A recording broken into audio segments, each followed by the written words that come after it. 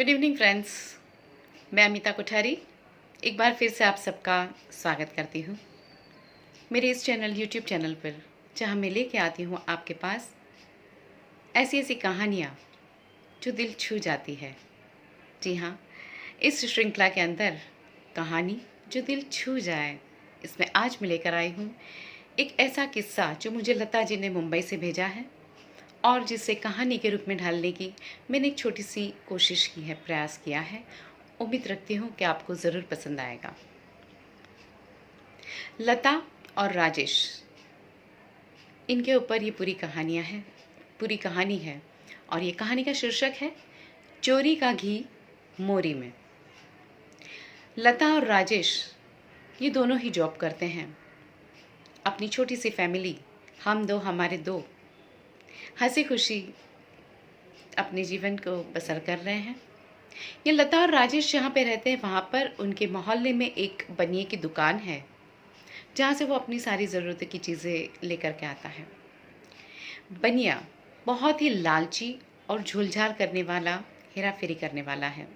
लता और राजेश दोनों ये बात जानते हैं, लेकिन किंतु क्योंकि ये दुकान जो है वो उनके घर के बगल में है और महीने के आखिर में जब पैसों की किल्लत होती है, तब ये बनिया उन्हें सामान उधार भी दे देता है। इसी के चलते वो सारी ज़रूरत का सामान वहीं से खरीदते हैं। कहानी शुरू होती है अब।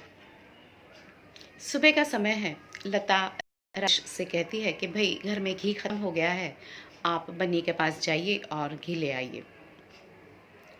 राजेश जाता है और बनिए से जाके बोलता है कि भाई मुझे घी तौल दो। अपनी पुरानी आदत के हिसाब से झोल झाल में लगा हुआ है बनिया, घी तौल रहा है। राजेश देख रहा है कि उसने फिर से आज वज़न कम तोला है, लेकिन फिर भी क्या करे। कुछ न कहते हुए वो बस पैसे निकालने में लगता है।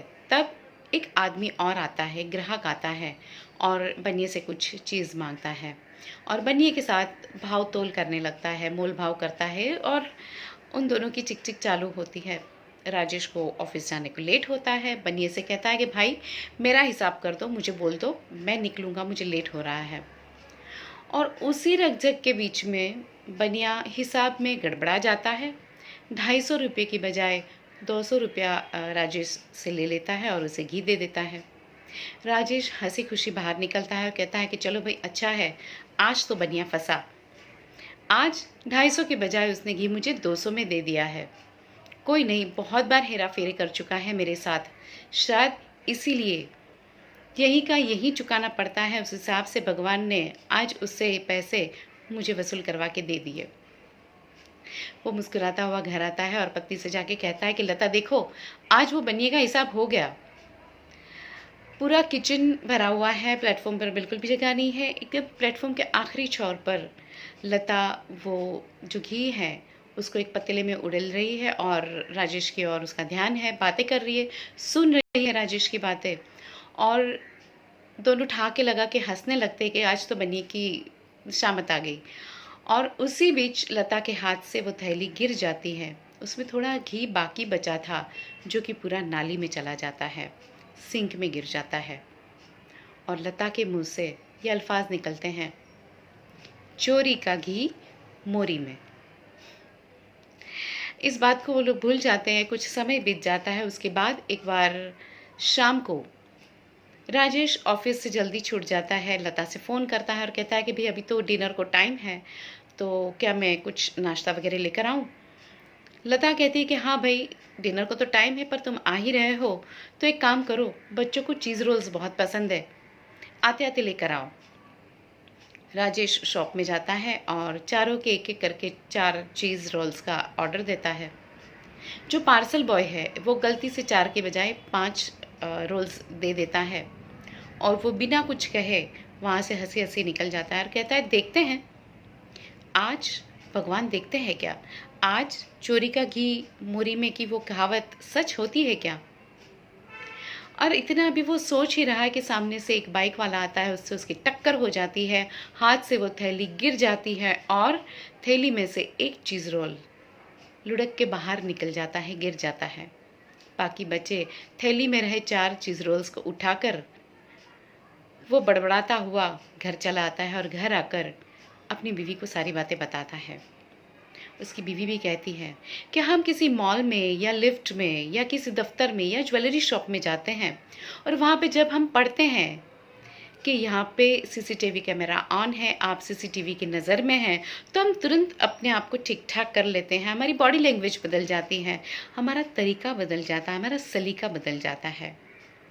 और वो सीसीटीवी कैमरा जो 24 घंटे हमारे ऊपर लगा हुआ है भगवान का, जो हमें कंटिन्यू देखे जा रहा है, हम सबकी हिलचाल की नोंद लिए जा रहा है, उससे हम क्यों ऐसे बचने की और भागने की कोशिश करते हैं? लता कहती है भगवान है और हमारे चारों ओर है और उसकी सभी आंखें हम सब बच्चों के ऊपर बराबर से लगी रहती है। और कुछ समय बीत जाता है, वो लोग शॉपिंग मॉल में खरीदी करने जाते हैं, सब्जी ले रहे होते हैं, बाकी सारा सामान आ चुका है। राजेश उसका पेमेंट करने के लिए कैश काउंटर पर चला जाता है और तब लता को धनिया याद आता है। वो फिर से अंदर जाती है और धनिया का बंच लेकर आती है। तब तक बाकी सारे सामान का पेमेंट हो चुका होता है। दोनों इशारों में बात करते हैं। राजेश और लता सोचते हैं कि चलो जाने तो, इतनी खरीदी की है हमने, इतनी खरीदारी की है, ये एक बंच का पैसा नहीं लेते, और एक बार ट्राई मार लेते हैं। लेकिन फिर न जाने लता को क्या सोचता है कि नहीं, 2 बार हो चुका है, हमने देख लिया बस, और वो उसका पैसा दे देती हैं।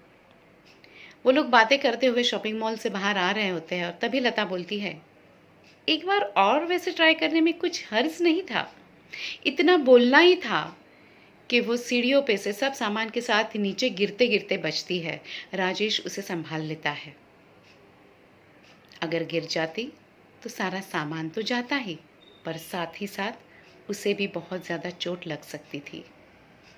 और तभी वो कहते हैं कि भगवान है और अवश्य है, उसका सीसीटीवी कैमरा अक्सर ऑन रहता है और ये बात बिल्कुल 100% सही है कि चोरी का घी मोरी में ही जाता है।